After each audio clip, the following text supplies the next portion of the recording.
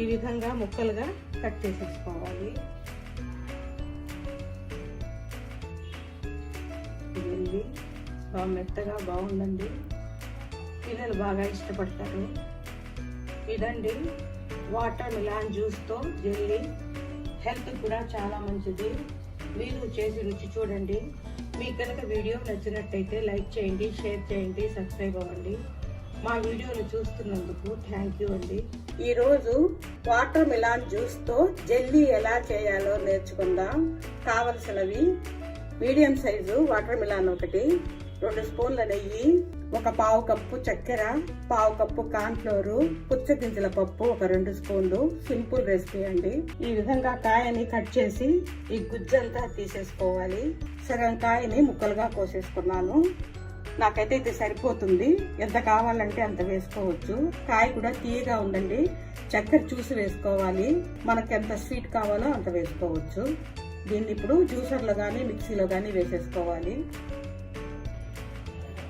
ఈ విధంగా జ్యూసర్లో జ్యూస్ తీసేసుకోవాలి. ఇప్పుడు దీనిలో చక్కెర చూసి వేసుకుందాం.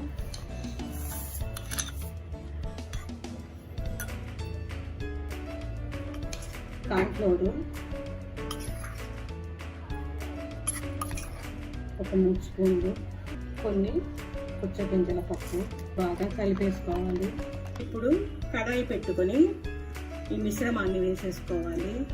నాకైతే చక్కెర సరిపోయిందండి. పావు కప్పుకి సగం వేసాను. ఇది ఉడుకు పట్టింది. ఇప్పుడు ఆపకుండా కలుపుతూనే ఉండాలి. 1 స్పూను నెయ్యి వేసుకోవాలి. ఇంకొక స్పూన్ నెయ్యి వేసుకోవాలి.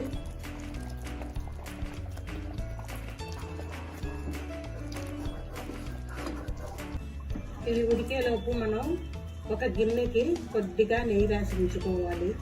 ఇది చిక్కబడిపోయింది. ఇప్పుడు స్టవ్ ఆపేసుకోవాలి. కొద్దిగా 1 స్పూన్ నిమ్మరసం వేసుకోవాలి.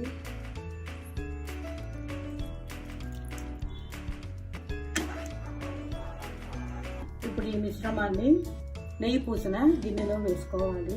దీని మీద కొద్దిగా పుచ్చగింజల పప్పు డెకరేషన్కి వేసుకోవాలి. ఇది చల్లారాక ఫ్రిడ్జ్లో పెట్టుకుంటే బాగా గట్టి పడిపోతుంది. 1 గంట సేపు ఫ్రిడ్జ్లో పెట్టిన వాటర్ మిలాన్ జెల్లీ బాగా గట్టిగా అయిపోయింది. ఈ విధంగా ప్లేట్లోకి తీసేసుకోవాలి.